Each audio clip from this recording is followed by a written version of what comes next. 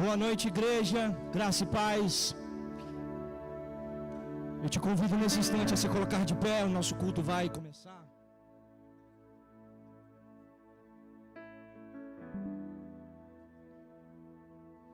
Estamos nessa convocação, nesse chamamento, em que como igreja iremos orar pela nossa nação, estamos orando pelo nosso país. Eu te convido nessa noite como igreja a celebrarmos juntos a vitória do nosso Senhor Jesus na cruz. Porque por mais que as notícias ou as circunstâncias não sejam totalmente favoráveis, uma coisa nós temos certeza, nós temos convicção: o final já está garantido.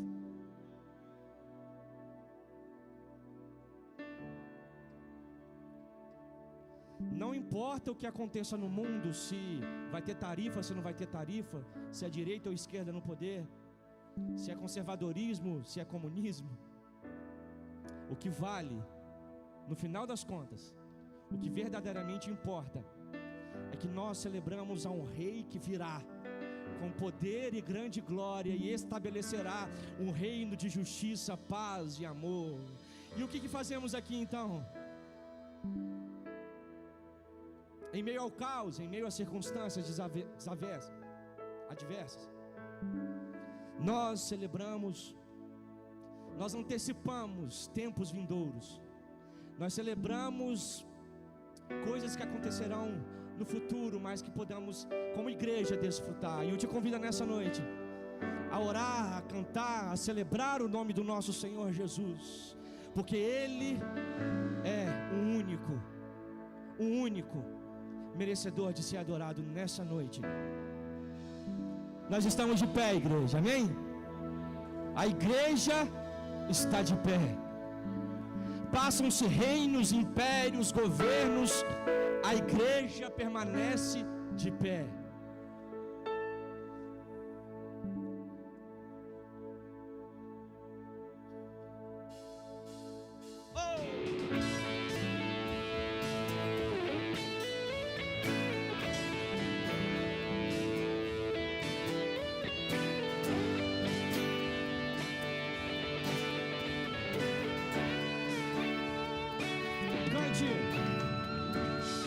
Pressionados, mas não desanimados, perplexos, mas não desesperados, estamos de pé. Perseguidos, mas não abandonados, abatidos, mas não destruídos, estamos de pé. Cante. Não caminhamos pelo que vemos, e o que nos move é o que nós cremos. Declara, igreja! Nação Santa, somos a igreja. Vivemos por fé, estamos de pé. Perseguidos, mas não abandonados, abatidos, mas não destruídos, estamos de pé. Não caminhamos como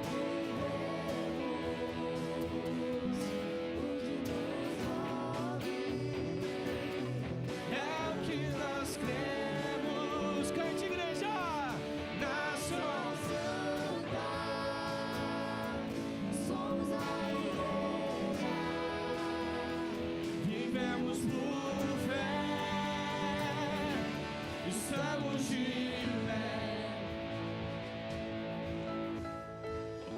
A perseguição não parou a igreja, o coliseu não parou a igreja, os leões não pararam a igreja do Senhor. O inferno não pode prevalecer.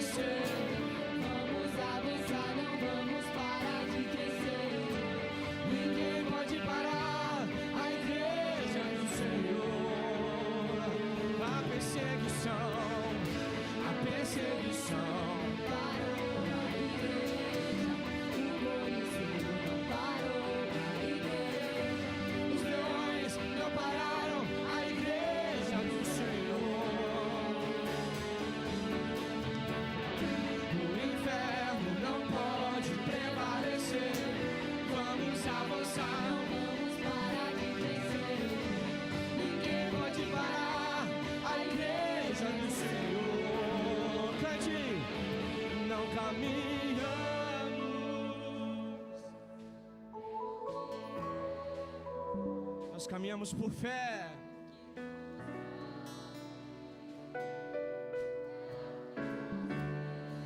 Nação santa, nação santa, somos a igreja, vivemos por fé, estamos de pé.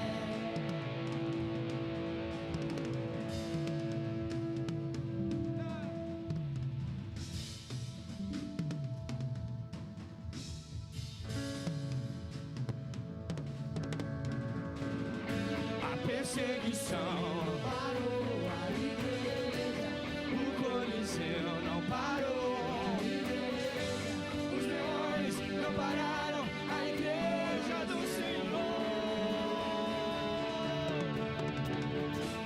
O inferno não pode prevalecer. Vamos avançar, não vamos parar de crescer. Ninguém pode parar A igreja do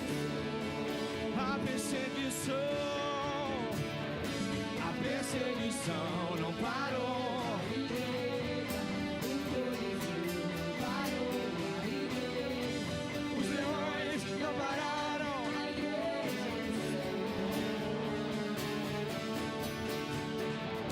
O inferno não pode prevalecer. Vamos avançar, não vamos Vencer.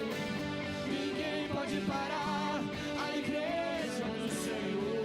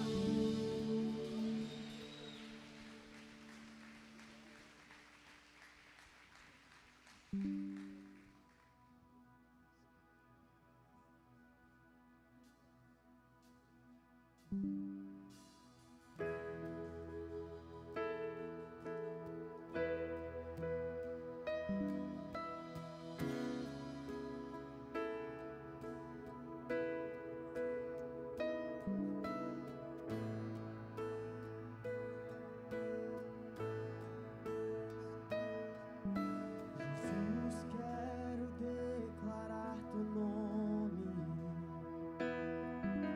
sobre toda mente e coração, pois sei que existe paz em tua presença. Clamo Jesus.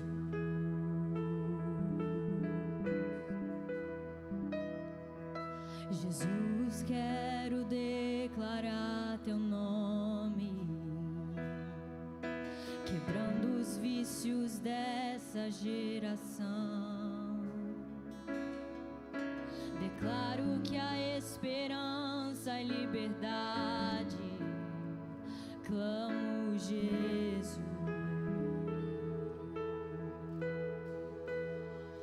Teu nome é cura, é poderoso. Teu nome é vida.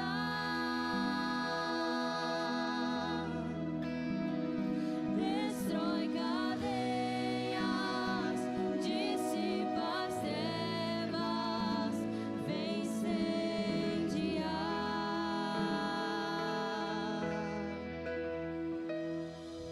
Jesus, quero declarar teu nome sobre toda alma em depressão, ansiedade, medo, saiam agora. Clamo Jesus. Teu nome é cura, é poder.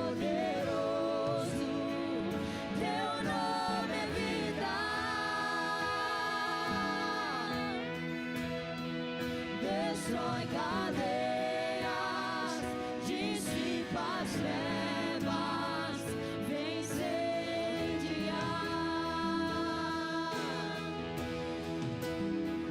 Teu nome é cura, é poderoso, teu nome é vida. Destrói cadeias, dissipa as trevas, vem incendiar.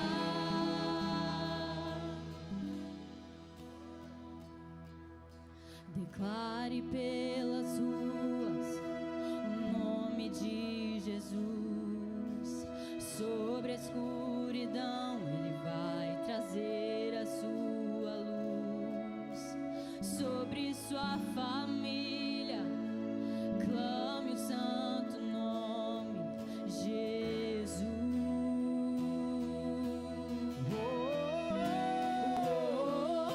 Declare pelas ruas o nome de Jesus. Sobre a escuridão ele vai trazer a sua luz. Sobre sua família, clame o santo nome, Jesus. Teu nome é cura, É poderoso, teu nome é vida. Destrói cadeias, dissipa as trevas, vem incendiar. Teu nome é cura, é poderoso, teu nome é vida. Destrói cadeias, dissipa as trevas, vem incendiar.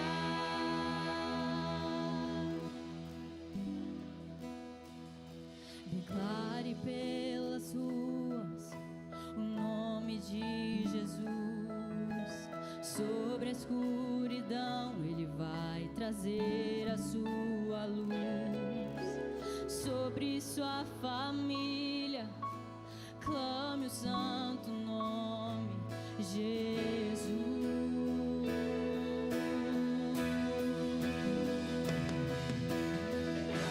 Pelas ruas, o nome de Jesus. Sobre a escuridão ele vai trazer a sua luz. Sobre sua família, clame o santo nome, Jesus.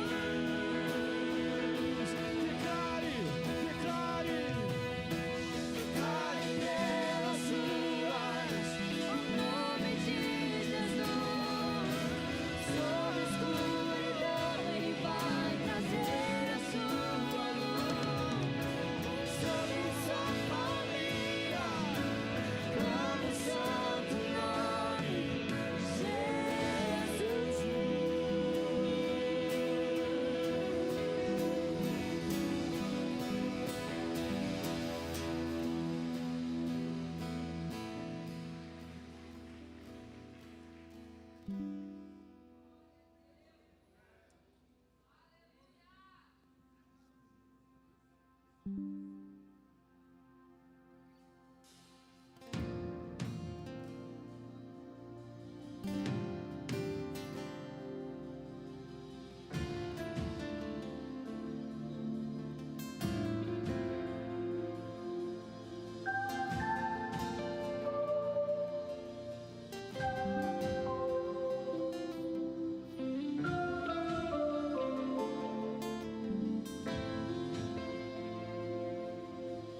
Veja, a vida está tão perto. Prove, a paz não está tão longe. Cadê as sombras que nos seguiam?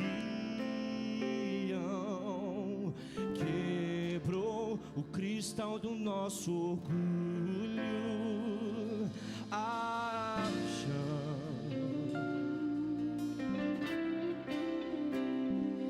ao chão.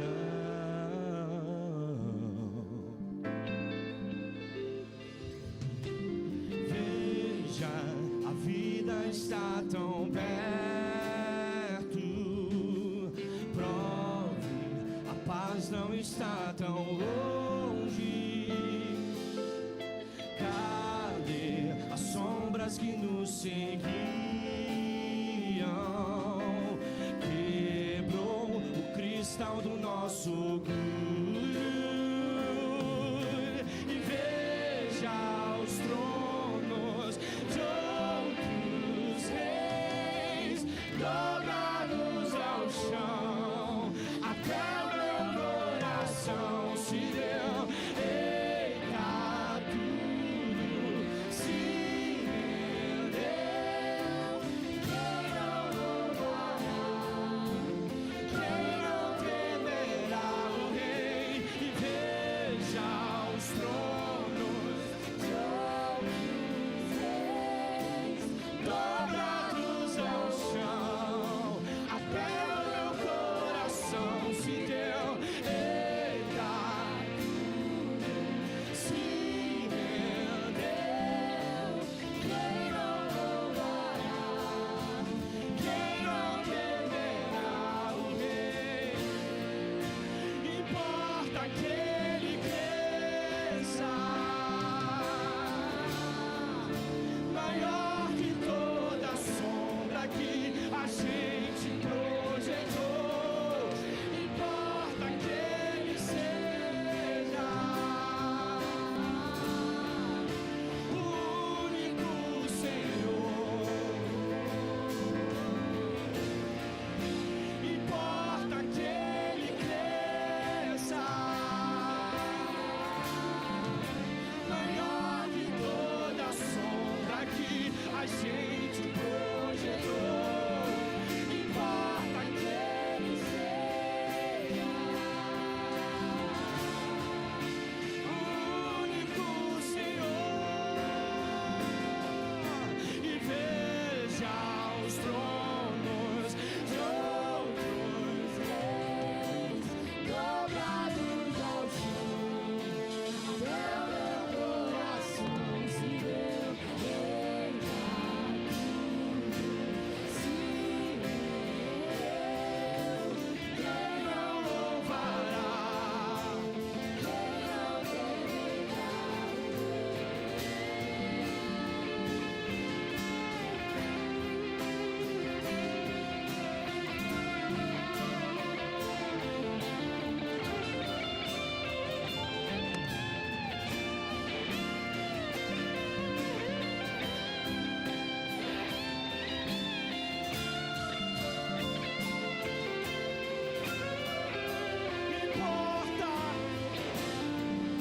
Importa que ele cresça, maior que toda sombra que a gente projetou. Importa que ele seja o único Senhor. Importa que ele cresça.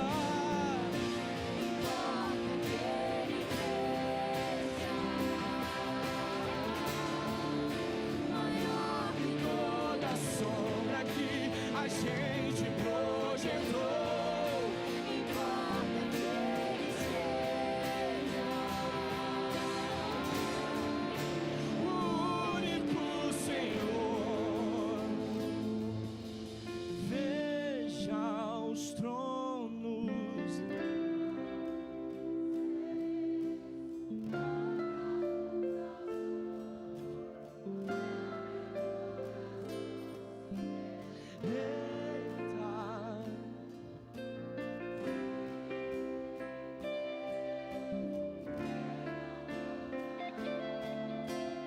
Quem não temerá?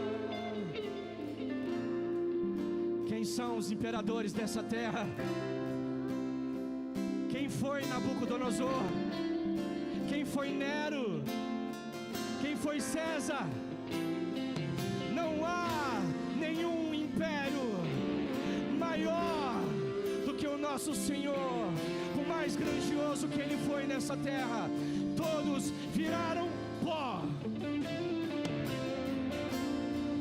Porque importa, mais do que nunca, igreja, que Ele seja o único Senhor. O único Senhor.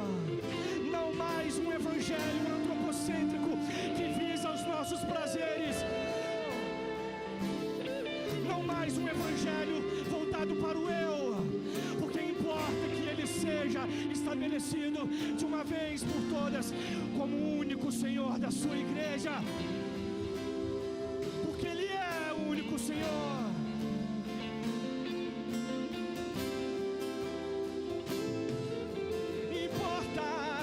Importa que Ele cresça. Maior que toda sombra que a gente projetou. Importa que Ele seja O único Senhor. Somente a igreja declare: importa. Importa que Ele cresça.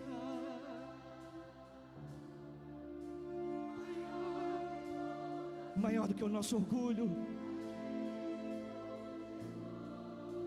Importa que Ele seja o único Senhor. Aleluia.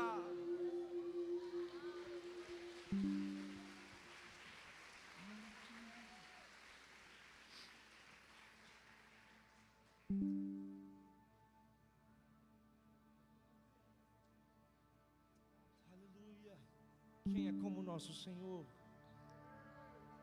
Aquele que está sentado no trono.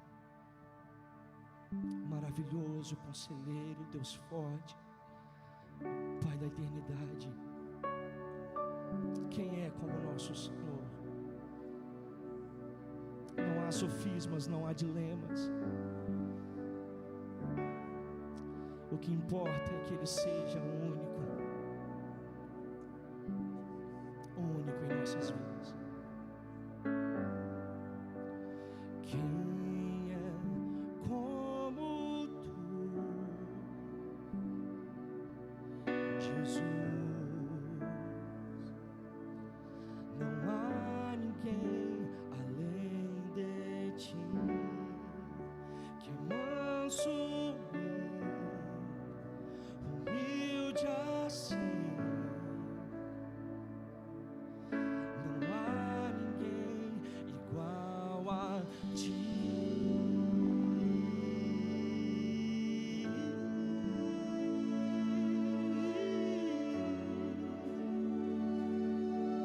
Não há maravilhoso, admirável, tão sublime.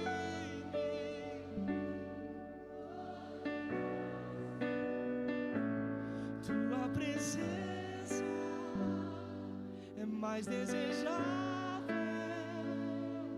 do que o ouro, melhor que a vida é o Teu amor.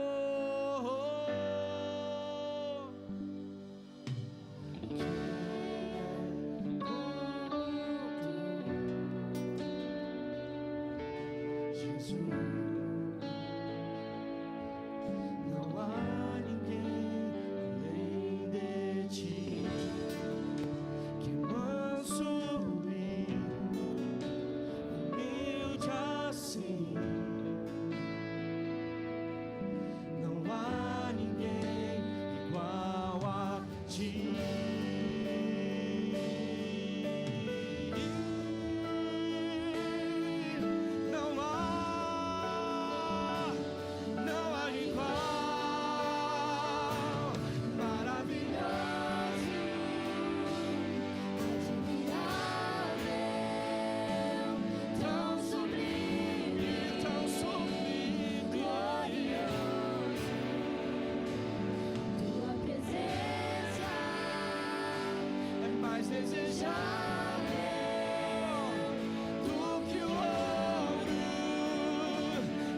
que a vida é maravilhoso, admirável, tão sublime, glorioso. Tua presença é mais desejável do que o ouro. melhor que a vida é o teu amor.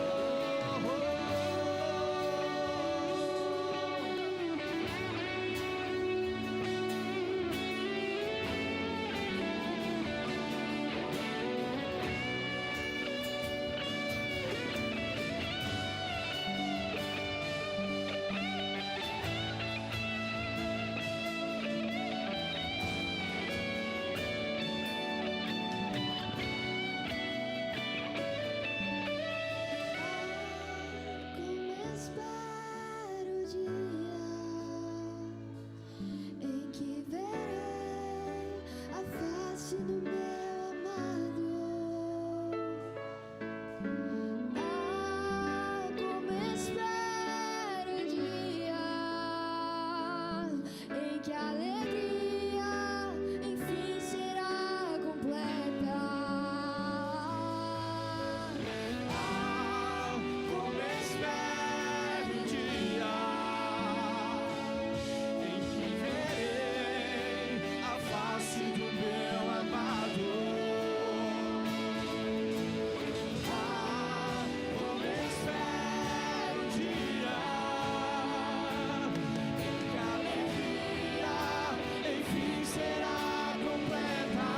Maravilhoso, maravilhoso.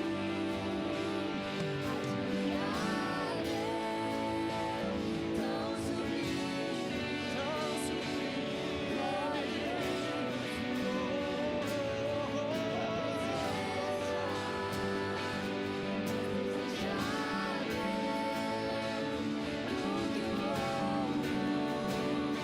Melhor que a vida é o teu amor. Como espero o dia em que alei a face do meu amado. como espero o dia Em que a alegria enfim será completa. Declare, como espero o dia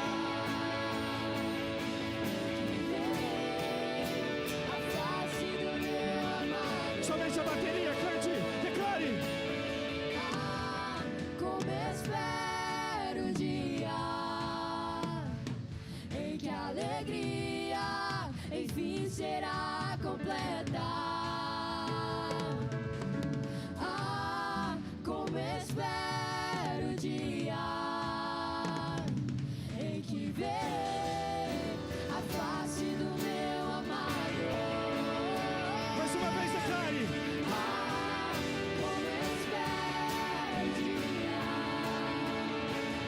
em que a Alegria enfim será completa.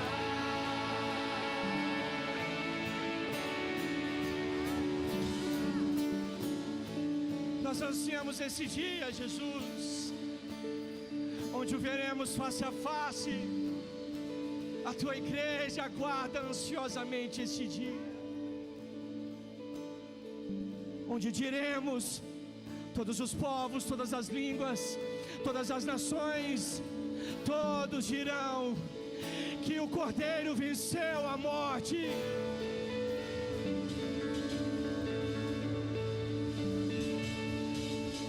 Aleluia!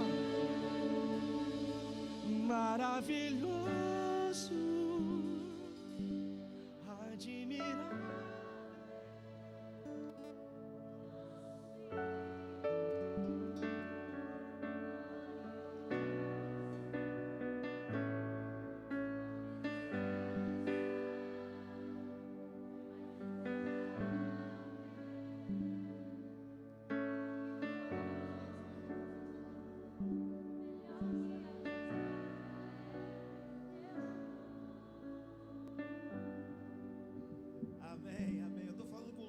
encerra aí, que eu não sei encerrar em música assim não.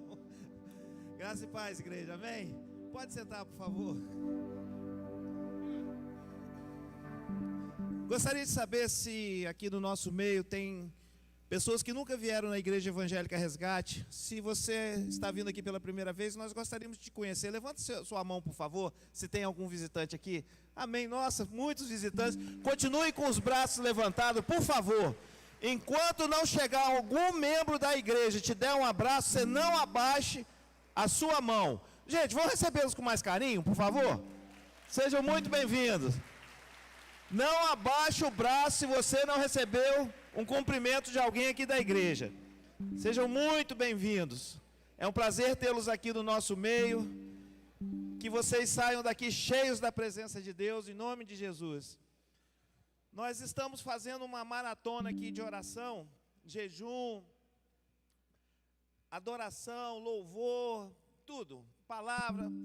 Já há 27 dias, amanhã vai completar o 28º. Só que nesses 3 últimos dias, ontem, dia 5, hoje, 6 e dia 7, a igreja está fazendo 24 horas ininterruptas. Nós estamos orando 24 horas ininterruptas, louvando, adorando ao Senhor, com toda a igreja envolvida nesse projeto. E hoje nós não tínhamos nada aqui para agora, mas Deus sempre tem algumas surpresas para nós, né? E essa surpresa foi que o pastor Hernandes teve um conflito de agenda e nós pegamos ele o mais rápido possível para vir para cá para nos abençoar. Então, o propósito ficou mais ainda suave ainda com a presença dele aqui, porque esse projeto que nós estamos aqui é Brasil Olha para Cima. O que seria isso?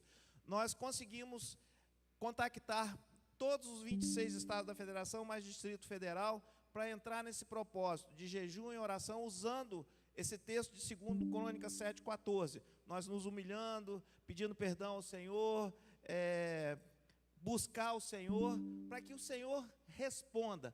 Eu creio que os homens podem fazer alguma coisa, mas quem pode fazer alguma coisa por esse país é Deus. Se não for Ele, não adianta nada. Então, a nossa obrigação como cristão, joelho no chão, buscar Ele, clamar, se arrepender dos pecados, fazer diferença onde quer que você esteja, porque isso é o que vai dar fruto, é o que vai dar o resultado. Então, nós estamos investindo nisso, e você, mesmo que você não esteja nesses 28 dias, se quiser, a partir de hoje até amanhã, vai ser um prazer também vocês participarem.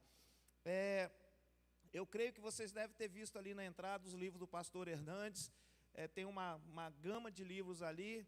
Ele já escreveu acho que mais de 150 livros. Ali tem uma quantidade, não total que ele escreveu, mas tem muitos livros ali que vocês podem comprar, presentear para vocês, o que quer que seja, que eu tenho certeza que vocês vão ser muito abençoados. E para a nossa igreja, e você, se for visitante, caso queira vir, a partir de amanhã, depois de 15 anos, nós mudamos o nosso culto, que sempre aos domingos começava à noite, né, às 19 horas. A partir de amanhã nós vamos começar às 18. Então, se você quiser vir aqui, os membros também que ainda não sabem, amanhã o nosso culto começa às 18. E vamos encerrar esse momento de Brasil Olha para Cima amanhã às 20 horas.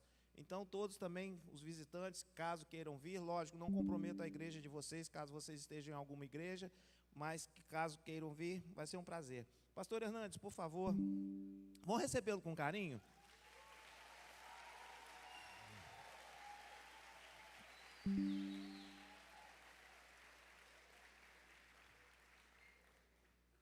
Recebeu com mais carinho do que com os visitantes, pastor. O senhor está com mais privilégio. Amém. Obrigado, pastor, mais uma vez por nos atender nesse convite. É sempre um prazer tê-lo aqui no nosso meio. O senhor pode ter certeza, é uma referência para nós da Igreja Evangélica, tá? Deus abençoe, que o senhor esteja usando muito o Senhor. Amém. Obrigado, pastor Francisco, pelo carinho. Tenho enorme respeito, admiração e afeto pelo pastor Francisco, a sua querida família e esta promissora e abençoada igreja. Eu quero partilhar com vocês hoje o texto de Apocalipse, capítulo 1. Obrigado. Apocalipse, capítulo 1.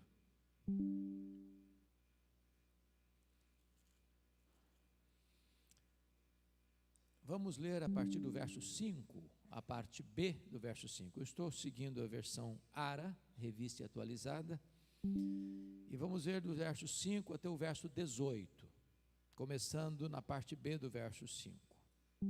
Está escrito assim: aquele que nos ama e pelo seu sangue nos libertou dos nossos pecados e nos constituiu reino, sacerdotes para o seu Deus e Pai, a ele a glória e o domínio pelos séculos dos séculos. Amém. Eis que vem com as nuvens e todo olho verá, até quantos o traspassaram. E todas as tribos da terra se lamentarão sobre ele, certamente. Amém. Eu sou o Alfa e o Ômega, diz o Senhor Deus, aquele que é, que era e que há de vir, o Todo-Poderoso. Eu, João, irmão vosso e companheiro na tribulação, no reino e na perseverança, em Jesus achei-me na ilha chamada Patmos, por causa da palavra de Deus e do testemunho de Jesus.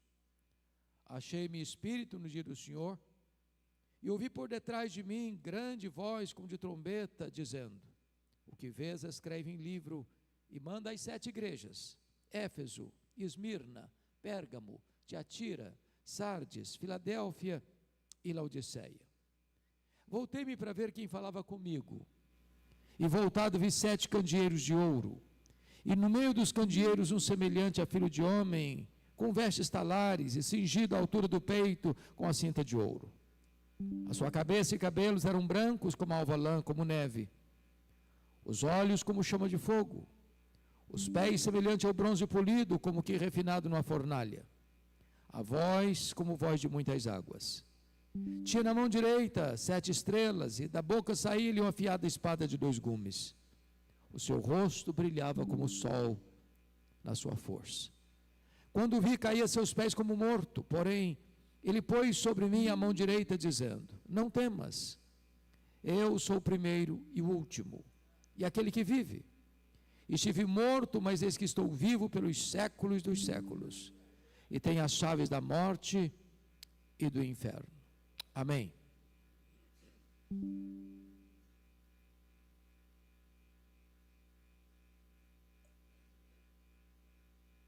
Meus amados, quando João escreveu estas palavras, já no final do 1º século, a igreja estava vivendo os seus dias mais sombrios, mais difíceis. Os crentes estavam sendo crucificados. Os crentes estavam sendo queimados vivos. Os crentes estavam sendo jogados às feras. Governantes truculentos, homens perversos e sanguinários estavam assentados no trono. Aliás, todo o 1º século do cristianismo foi marcado por muita dor, porque a maioria dos imperadores romanos eram homens maus, e poderíamos fazer uma breve retrospectiva para perceber isso. Começaríamos então com o primeiro imperador, César Augusto, que governou de 27 a.C. ao ano 14 depois de Cristo. Foi no seu governo que Jesus nasceu em Belém da Judéia. César Augusto foi sucedido por Tibério César, que governou do ano 14 ao ano 37. E foi no seu governo que Jesus foi crucificado, sepultado, e ressurgiu dos mortos e retornou ao céu. Tibério César foi sucedido por um homem perverso, truculento, Calígula, que governou de 37 a 41. Calígula foi sucedido por Cláudio, que governou de 41 a 54. Foi no governo dele que houve uma grande fome mundial, e os judeus foram dispersos e expulsos de Roma, oportunizando o apóstolo Paulo a levantar uma grande coleta entre as igrejas gentílicas da Galácia, Macedônia, Acaia e Ásia Menor, para os pobres da Judéia.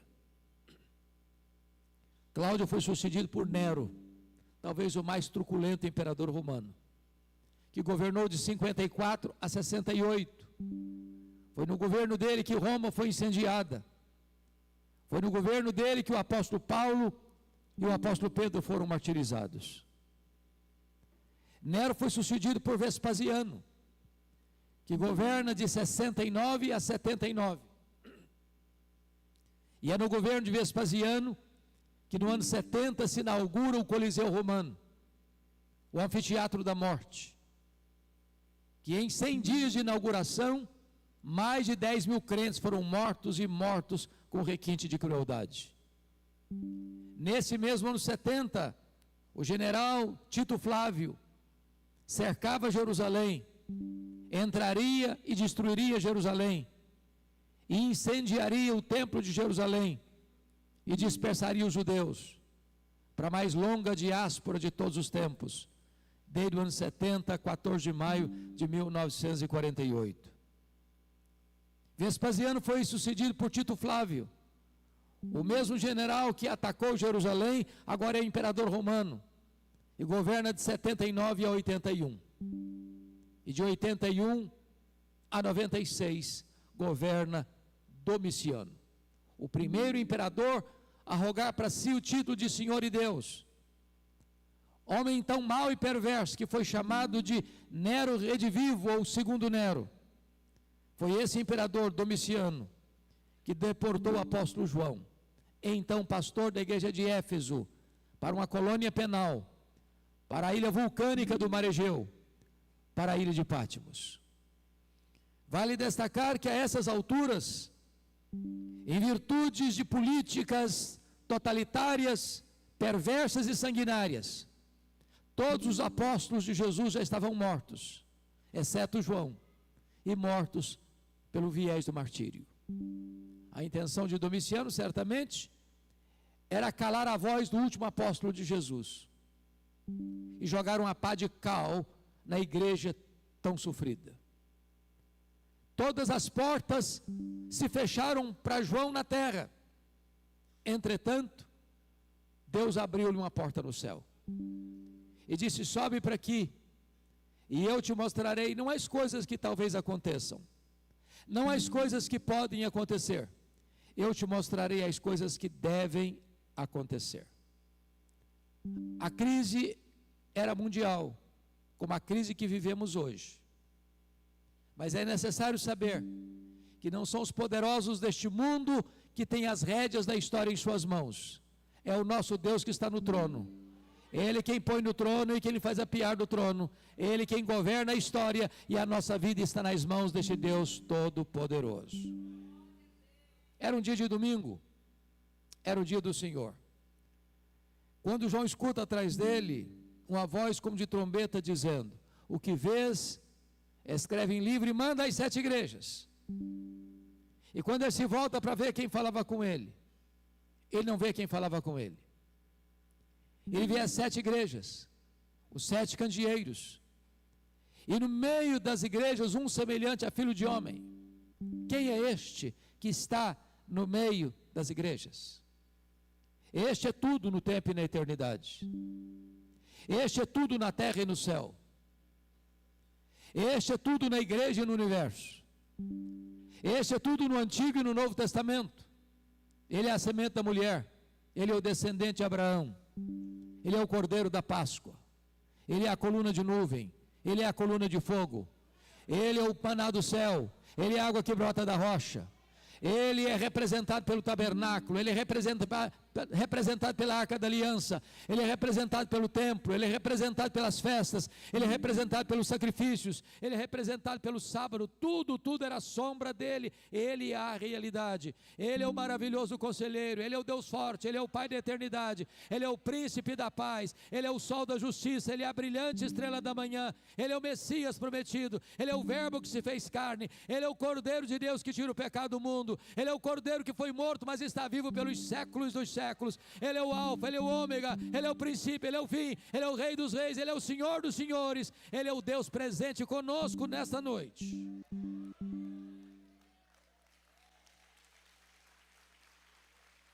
Eu gostaria de, à luz do texto, trazer 3 lições para nós neste culto.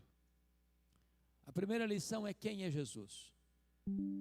A segunda lição é: o que fez Jesus? E a terceira lição é: quais as implicações dessas 2 verdades anteriores? Quem ele é e o que ele fez. Vejamos em primeiro lugar quem é Jesus. E eu remeto os irmãos ao verso 13. E o verso 13 diz: vi 7 candeeiros de ouro, e no meio dos candeeiros um semelhante a filho de homem. A primeira coisa que eu destaco é que Jesus é onipresente. Ele está ao mesmo tempo em Éfeso, ao mesmo tempo em Esmirna, ao mesmo tempo em Pérgamo, ao mesmo tempo em Tiatira, ao mesmo tempo em Sardes, ao mesmo tempo em Filadélfia, ao mesmo tempo em Laodiceia, ao mesmo tempo na igreja Resgate de Vila Velha e Espírito Santo, nesta noite. Ele está aqui. E se ele não estivesse aqui, esse encontro não passaria de um mero encontro religioso e nada mais. Esse universo, segundo os estudiosos, tem mais de 93 bilhões de anos-luz de diâmetro. E eu tenho que concordar com o primeiro-ministro da Holanda, Abraham Kuyper, quando disse: não há 1 centímetro desse universo onde Jesus não possa dizer: eu criei isso aqui, eu estou aqui, e eu sou dono disso aqui. Este Jesus está presente conosco aqui nesta noite. Notem comigo em segundo lugar o versículo 14. A sua cabeça e cabelos eram brancos como alva lã, como neve. Essa figura de linguagem significa que ele é eterno. Ele preexiste ao tempo. Ele preexiste à criação. Ele preexiste ao princípio. Portanto, ele é eterno. Ele está fora do tempo, além do tempo, porque é transcendente. Ele está dentro do tempo, porque é imanente. Ele é Deus, de eternidade a eternidade. Ele não foi criado, ele é o Criador.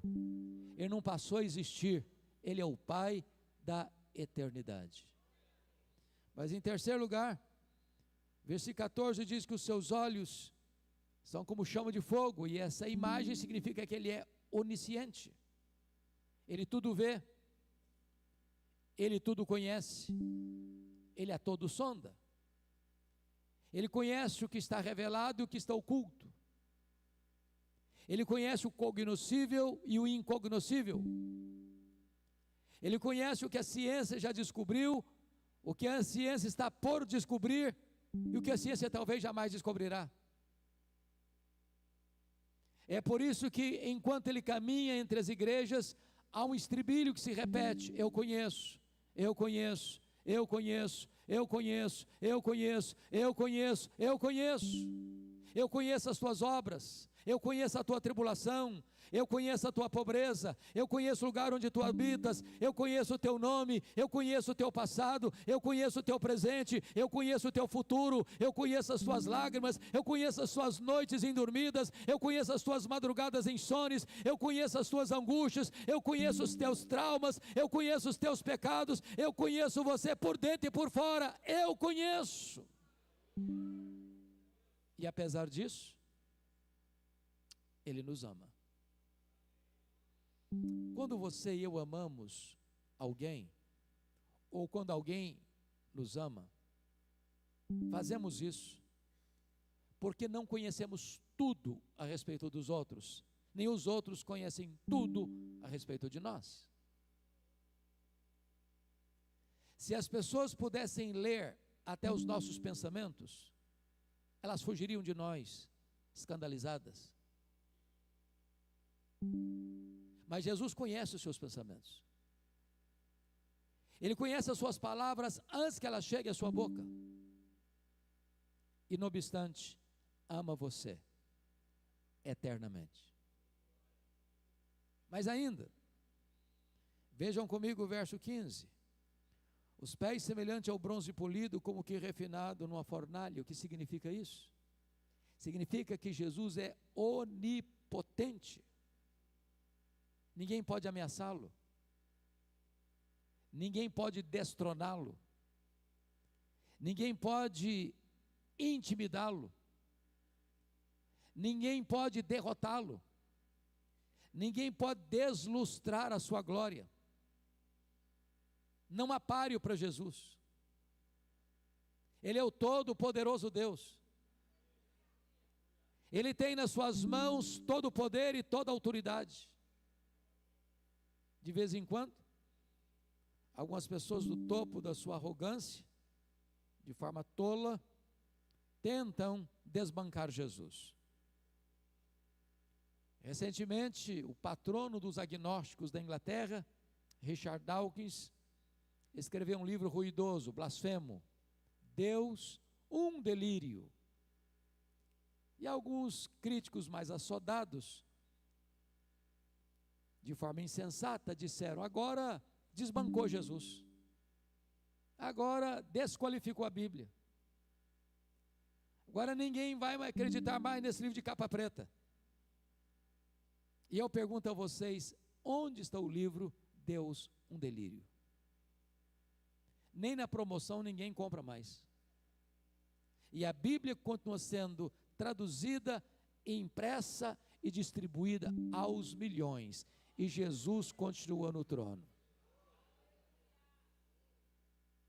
Não sei se vocês perceberam, mas o Carnaval Brasileiro de 2025, em grandes regiões do Brasil e em muitas escolas, fizeram apologia ao diabo, tentando deslustrar a pessoa de Jesus.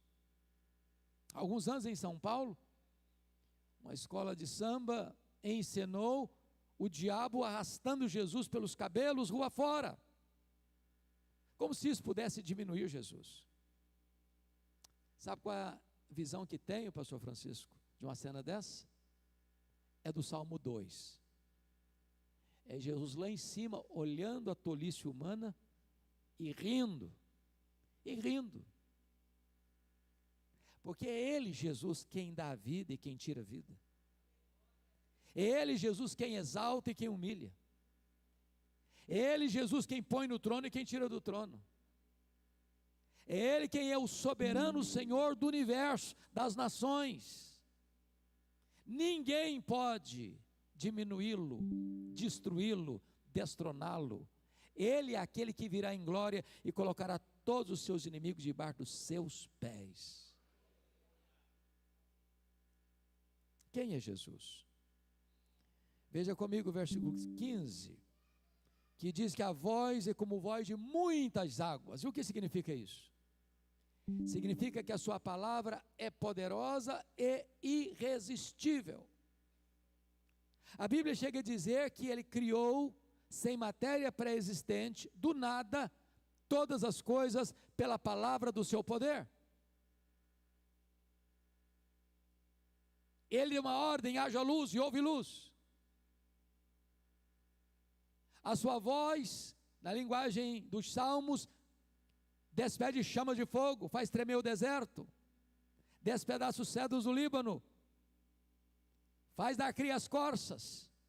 Ele dá uma ordem, o sol para, ele dá uma ordem, as estrelas aparecem, ele dá uma ordem, o vento cessa, o mar se acalma, a doença interrompe o seu fluxo, os demônios têm que bater em retirada, e os anjos saem para obedecê-lo. Esta voz é poderosa e ele ecoa aqui nesta noite, é a voz que emana das Escrituras.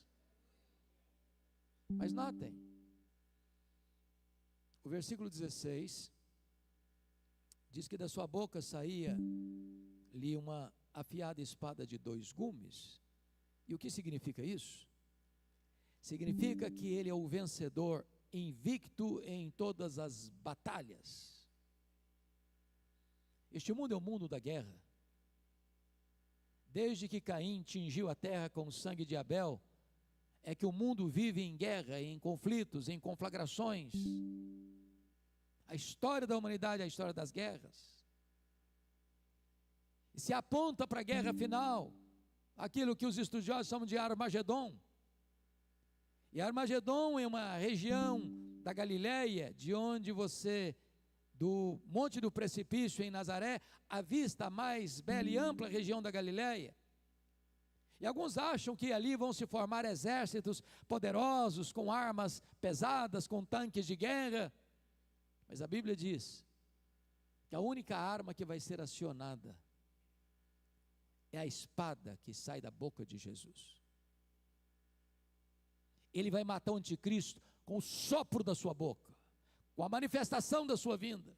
Ele não precisará de ajuda humana, de armas poderosas criadas na terra para triunfar sobre o mal. Ele, na manifestação da sua vida, vem e coloca todos os seus inimigos debaixo dos seus pés. E vai lançar no lago do fogo o anticristo, o falso profeta, o diabo, a morte, o inferno e todos aqueles cujos nomes não estão escritos no livro da vida. E ele reinará absoluto e sobranceiro por toda a eternidade com a sua igreja. Mas notem ainda que o verso de número 16 diz que o seu rosto brilhava como o sol na sua força. O Cristo que João está vendo aqui não é mais aquele Cristo suando sangue, em lágrimas, angustiado até a morte, prostrado ao chão do Getsemane. Não é o Cristo cuspido e esbordoado do sinédrio judaico. Não é o Cristo vilipendiado e espancado do pretório romano. Não é o Cristo que caminha em sangue debaixo de um lenho maldito pelas ruas apinhadas de Jerusalém, sob os apupos e vaias de uma multidão ensandecida. Não é mais o Cristo pregado naquele leito vertical da morte. Não, o Cristo que João está vendo aqui é o Cristo glorioso, é o Cristo vencedor. Seus cabelos são brancos como a neve, seus olhos são como chama de fogo, seus pés são como de bronze polido, a sua voz é como voz de muitas águas, e o seu rosto brilha como o sol na sua força. Agora vejam, finalmente, que esse é o Cristo da nossa restauração, porque quando João o vê, ele cai como morto aos seus pés. Na verdade, ninguém pode contemplar a Jesus em sua glória sem ser impactado por ele. Quando Jó recebe a revelação da majestade de Deus, ele diz: Senhor, eu te conhecia só de ouvir, agora os meus olhos te veem e eu me abomino no pó e na cinza. Quando Isaías o vê, diz: ai de mim, eu estou perdido, sou homem de lábios impuros e habito no meio de um povo de impuros lábios. Quando Paulo o vê no caminho de Damasco, cai e fica cego, gritando desde o chão: quem és tu, Senhor? Eu sou Jesus a quem tu persegues. Quando João o vê na ilha de Patmos, cai como morto aos seus pés. Mas diz a Bíblia que o Cristo glorificado pôs a mão direita sobre ele e disse: ô João, não fica com medo não, porque eu sou o primeiro e eu sou o último. Eu estive lá no começo, eu estarei lá no fim, e eu estou com você em todo o processo. Fica com medo não, João, porque eu já estive morto, mas eu estou vivo pelos séculos dos séculos. Nós não estamos aqui adorando o Cristo que esteve vivo e está morto, nós estamos adorando o Cristo que esteve morto e está vivo pelos séculos dos séculos. Não fica com medo não, João, porque eu tenho as chaves da morte e do inferno. Quem tem as chaves tem o poder, tem a autoridade, tem o controle. Jesus manda no céu, Jesus manda na terra, Jesus manda até no inferno. Ele é o soberano Senhor do universo, e precisamos então olhar para cima e saber que Jesus é o Senhor, que Jesus é o soberano de todas as nações da terra. Pois bem, dito isto, vamos ao segundo ponto.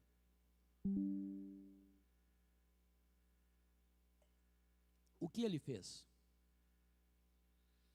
Versículo 5 diz: aquele que nos ama.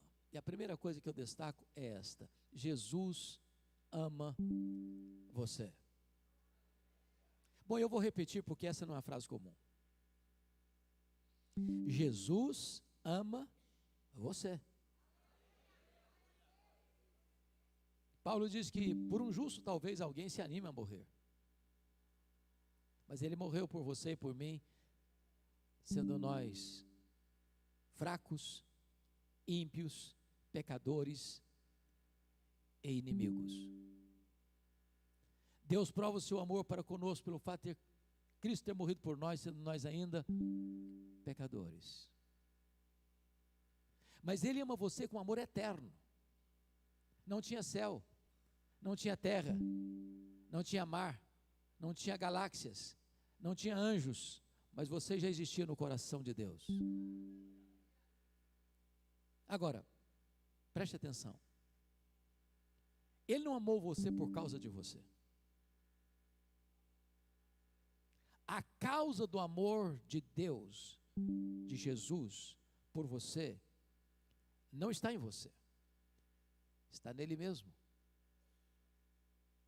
Ele não amou você porque você o amava, ele amou você primeiro.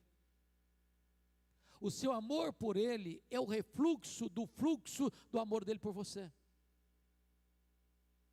Ele não amou você por causa dos seus méritos, ele amou você apesar dos seus deméritos. Ele não amou você por causa das suas virtudes, ele amou você apesar dos seus pecados. O amor dele por você e por mim é um amor imerecido. É um amor provado. Nunca duvide do amor de Jesus por você. Ele não escreveu em letras de fogo nas nuvens, eu te amo. Ele esculpiu na cruz do Calvário, eu te amo. Segundo lugar, veja comigo o verso 5, que ainda está escrito: e pelo seu sangue nos libertou dos nossos pecados. Primeiro, ele amou você. Segundo, ele morreu por você. Essa é uma verdade estonteante. Jesus morreu por você. Mas ele não morreu por você como um mártir. Ele não foi para aquela cruz esperneando.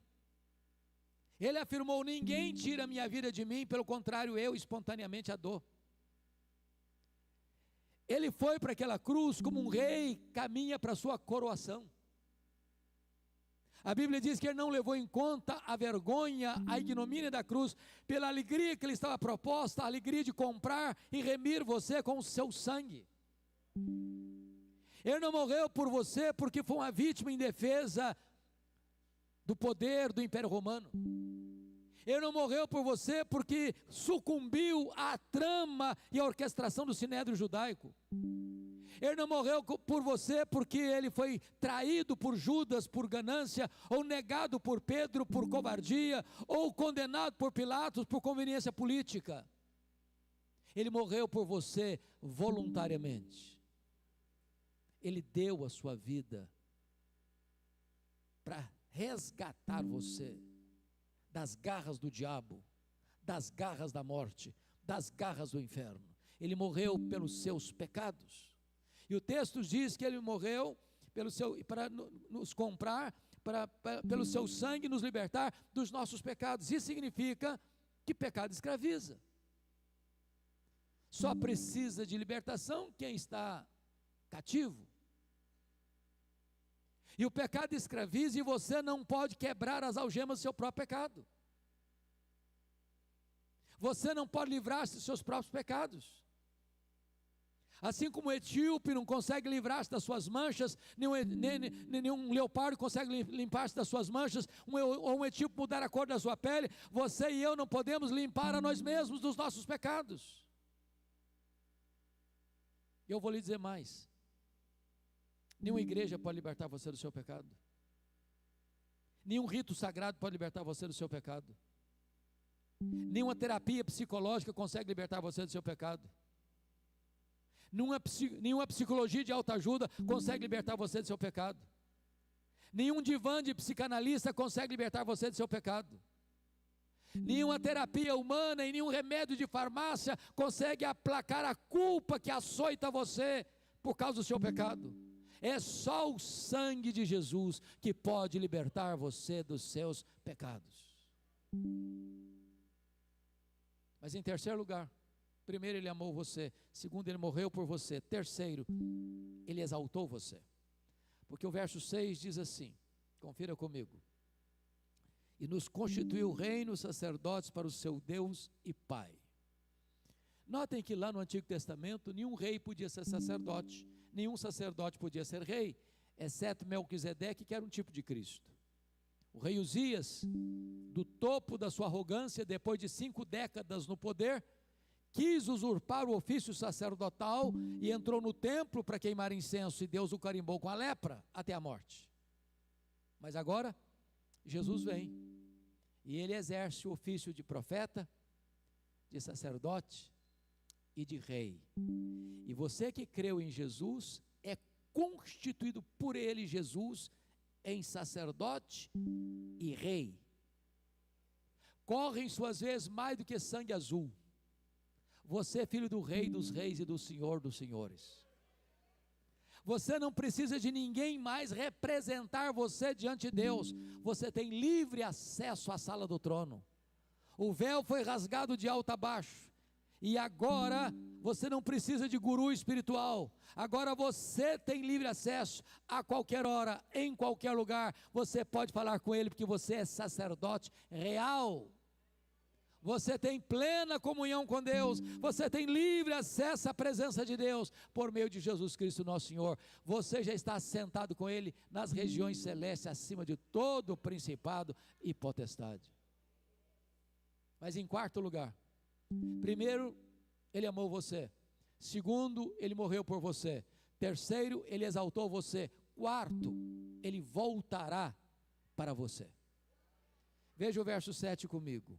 Eis que vem com as nuvens, e todo olho o verá. Aqui está, meus amados, a acrópole da nossa esperança. Aqui está o pináculo da nossa fé. Aqui está a consumação da nossa expectativa, a gloriosa volta do Senhor Jesus. Nós estamos aguardando e apressando o dia do Senhor, como que na ponta dos pés, clamando Maranata, ora vem, Senhor Jesus. Neste mundo de tanta violência, neste mundo de tanta maldade, nesse mundo de tanta injustiça, neste mundo de tanta corrupção, neste mundo de tanto ateísmo, neste mundo de tanta idolatria, neste mundo de tanta feitiçaria, neste mundo de tanta promiscuidade, é a volta de Jesus que trará uma limpeza final a este mundo, e haverá novos céus e nova terra onde habita a justiça. Ele voltará. E como Ele voltará? Primeiro, Ele voltará pessoalmente. O mesmo que subiu é o que vai descer. Segundo, Ele voltará visivelmente, todo olho verá. Vai ser o fato mais público da história. Nenhuma montanha tão alta, nenhum vale tão profundo, nenhuma caverna tão escura poderá esconder alguém da manifestação visível da volta do Senhor Jesus. Por isso Ele disse, vigiai, porque não sabeis nem o dia e nem a hora. Se vai ser de tarde, se vai ser de noite, se vai ser de manhã o cantar do galo. Eu posso lhes garantir que Jesus voltará de tarde, que Jesus voltará de manhã, que Jesus voltará de noite. É fuso horário. Se Ele voltar de manhã no Brasil, Ele volta de noite no Japão. Se Ele voltar de manhã no Brasil, Ele volta de tarde na Europa. Então Jesus volta de manhã, Jesus volta de tarde, Jesus volta de noite. Eu não sei nem o dia, nem a hora. Vigiai, porque Ele voltará. Mas Ele voltará audivelmente. Ouvida a voz do arcanjo e ressoada a trombeta de Deus, Ele descerá. Mas também Ele voltará repentinamente, vai ser como um relâmpago que risca os céus do oriente ao ocidente. Vai ser como abrir e fechar de olhos. Portanto, não haverá espaço nem tempo para você se preparar na última hora. Ou você tem azeite na sua lamparina, ou não haverá esperança para você. Mas ainda, Ele voltará inesperadamente. Vai ser como o ladrão, que não manda um WhatsApp dizendo, prepara um cafezinho, um pão de queijo que eu estou chegando. É de surpresa. Vai ser como nos dias de Noé, onde as pessoas compravam, vendiam, casavam e davam sim em casamento, até o dia que o dilúvio chegou e pegou todos de surpresa. O que Jesus quis pontuar com isso? Eu pergunto a vocês, que mal há em vender e comprar? Que mal há em casar-se e em dar-se em casamento? O que Jesus quis dizer? É que quando Ele voltar, o mundo vai estar funcionando, a máquina vai estar girando, o comércio vai estar aberto, a indústria vai estar funcionando, os hospitais vão estar atendendo, as escolas e universidades vão estar abertas, os jovens vão estar marcando casamento, a vida vai estar girando, e as pessoas vão estar envolvidas com elas mesmas. E quando ninguém se aperceber, Jesus volta. Então prepare-se para encontrar-se com o Senhor seu Deus. Ele voltará finalmente, vitoriosa e gloriosamente, para assentar-se no trono, julgar as nações, levar aqueles que o rejeitaram, dizendo: apartai-vos de mim, e aos que o receberam: vinde benditos de meu Pai, entrem na posse do reino que vos está preparado desde a fundação do mundo. Ele amou você, Ele morreu por você, Ele exaltou você, Ele voltará para você. Esta é a obra de Jesus. Mas vamos agora ao ponto final. Quais são as implicações disso? Primeira implicação: então você não precisa ter medo da vida. Eis que eu estou vivo, disse Jesus, pelos séculos dos séculos. Convenhamos, irmãos, tem muita gente com medo da vida. Tem muita gente que não suporta a vida. Tem muita gente se embriagando nas esquinas porque não aguenta a vida. Tem muita gente jogando droga nas veias porque não suporta o vazio da vida. Tem muita gente saltando no abismo da morte, pulando nos braços do suicídio, porque não suportam a vida.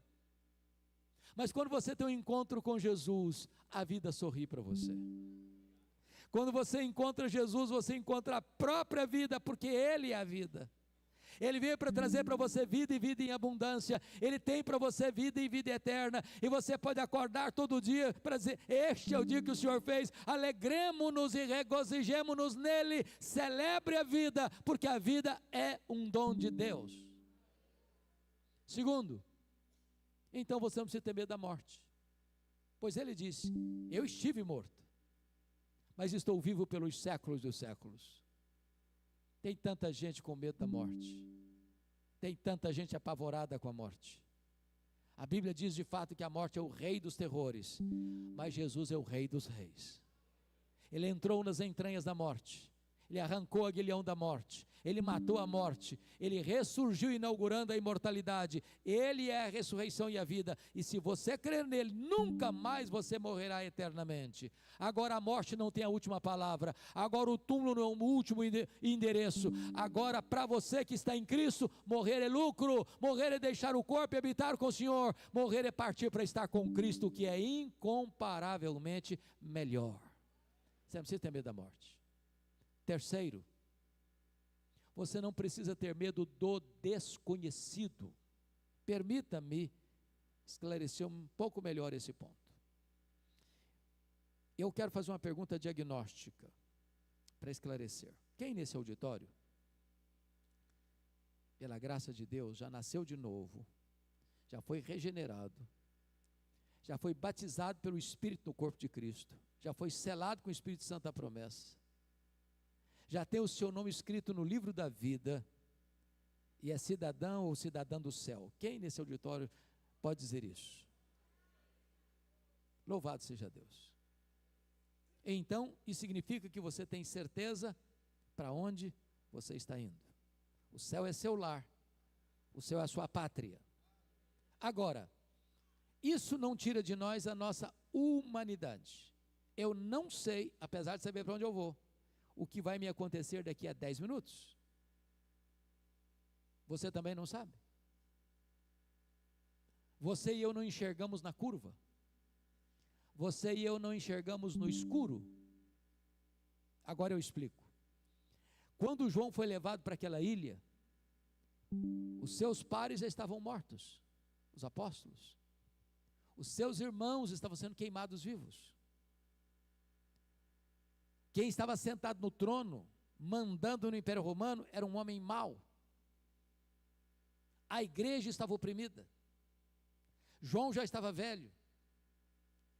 Ele foi jogado numa ilha vulcânica, numa colônia penal. Parecia o fim. Mas de repente, o Senhor abre uma porta no céu e diz: sobe para aqui. E quando ele sobe, ele vê um trono. E alguém é sentado no trono. E ele não ousa descrever quem está sentado no trono, senão compará-lo a pedras preciosas. E esse que está sentado no trono tem na sua mão direita um livro escrito por dentro e por fora, de todo selado com 7 selos. E uma pergunta foi feita: quem é digno de abrir o livro e desatar os selos? Nem no céu, nem na terra, nem debaixo da terra, ninguém foi encontrado digno para abrir o livro, nem sequer olhar para ele. E João chorava muito quando ele ouve um ancião dizer: não chore, João, porque o leão da tribo de Judá, a raiz de Davi, venceu para abrir o livro e desatar os seus selos. E o Cordeiro de Deus pegou o livro e abriu os seus selos, e as trombetas tocaram. E o quarteto do mal, o diabo, o anticristo, o falso profeta, a grande Babilônia se levantaram, e as taças da ira de Deus foram derramadas. O quarteto do mal caiu, derrotado, e a cena que aparece é Jesus em glória, voltando com grande comitiva celestial para sentar-se no trono e julgar as nações e estabelecer o seu reino de glória para sempre e sempre e sempre. Eu posso não enxergar na curva, mas Jesus enxerga. Eu posso não saber o que vai me acontecer daqui a 10 minutos, mas eu posso saber que daqui a 10 minutos Jesus vai estar comigo, e Ele vai estar comigo hoje, e Ele vai estar comigo amanhã, Ele vai estar comigo no mês que vem, Ele vai estar comigo até o final da minha história, Ele vai me pegar pela minha mão, pela sua mão direita, me guiar com o seu conselho, até me receber na glória. O desconhecido nosso está nas mãos do Senhor Jesus Cristo. Mas finalmente, então você não precisa ter medo da eternidade, porque Ele disse: eu estou vivo pelos séculos dos séculos. Quando os milênios rolarem nas dobras do futuro, Jesus estará lá, e você estará lá com Ele, contemplando-o face a face, desfrutando da intimidade dEle, servindo a Ele, sem choro, sem dor, sem luto, sem nada contaminado, onde você vai reinar com Ele pelos séculos dos séculos dos séculos. Este é o Jesus a quem esta igreja prega, este é o Jesus para quem esta igreja vive, este é o Jesus que é a esperança do Brasil, este é o Jesus que é o Salvador do mundo. A Ele a honra, a glória e o louvor, hoje e eternamente. Amém.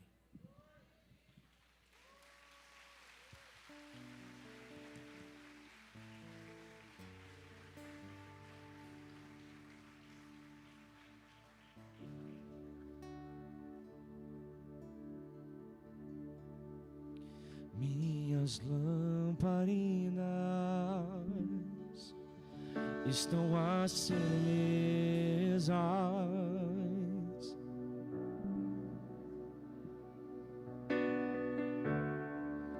só estou esperando o barulho dos teus passos em direção à porta. É só bater que eu vou abrir pra você entrar. É só bater que eu vou abrir pra você entrar.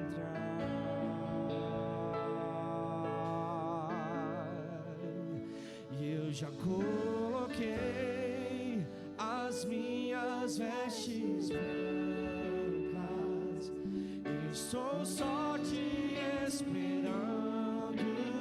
Vem, vamos dançar,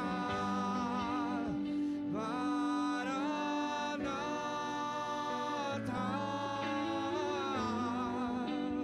Maranata.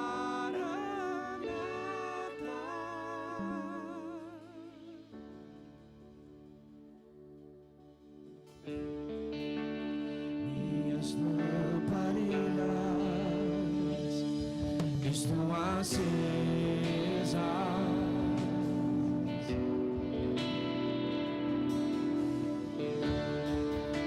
só estou esperando o barulho dos seus passos em direção à porta.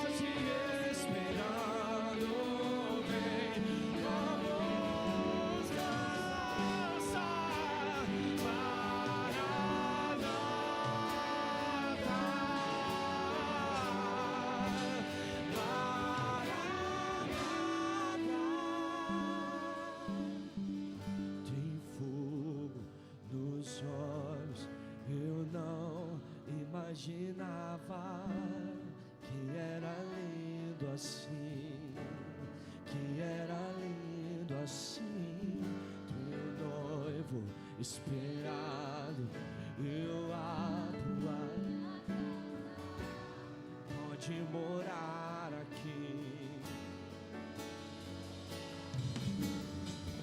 Tem fogo nos olhos, eu não imaginava que era lindo assim, que era lindo assim, meu noivo esperado, eu abro a minha casa, pode morar aqui, pode morar aqui.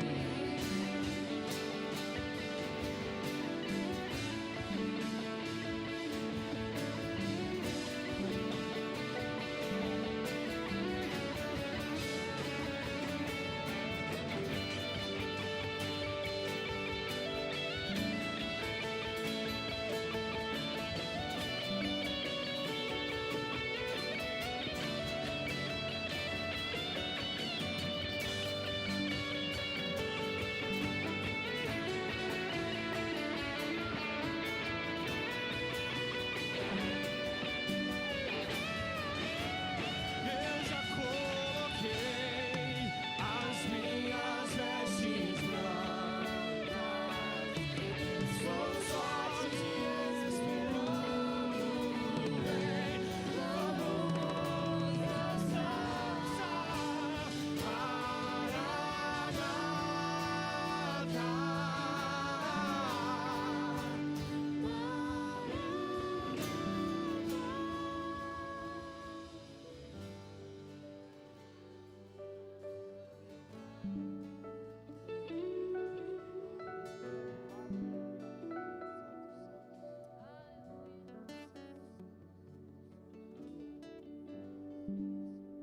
Mais uma vez, obrigado.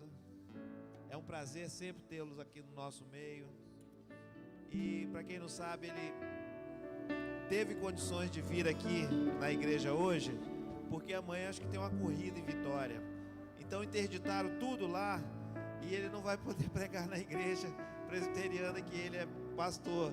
Então teve que cancelar, veio para cá. Que sempre haja corrida aqui em Vitória. É um prazer. Pelo menos a gente vê esse ponto positivo, né? Atrapalha o trânsito, mas temos ele aqui no nosso meio. Muito obrigado mesmo, boa viagem no retorno do Senhor. E nós queremos te agradecer, Senhor. A nossa esperança não está em político, a nossa esperança não está em empresários, não está em juízes, não está em pessoas que têm condições financeiras, em dinheiro. A nossa esperança é no Senhor. É o Senhor, Pai, que nos sustenta. É o Senhor que conduz o nosso caminho. E Pai, nós queremos sempre ir nesse caminho em direção a Ti, Pai. Nos incomode, Pai, quando nós estivermos fazendo alguma coisa que não esteja te agradando, Pai. Tem misericórdia, Senhor. Quanto sacrifício o Senhor fez, Senhor, para que nós estivéssemos aqui, Pai. E muitas vezes nós não reconhecemos. Nos perdoe, Pai. Nos perdoe, Senhor. Esse ativismo nosso, Senhor, muitas vezes nós não temos tempo para conversar com o Senhor, ó Pai. Nos perdoe, Senhor. Nos perdoe, Pai.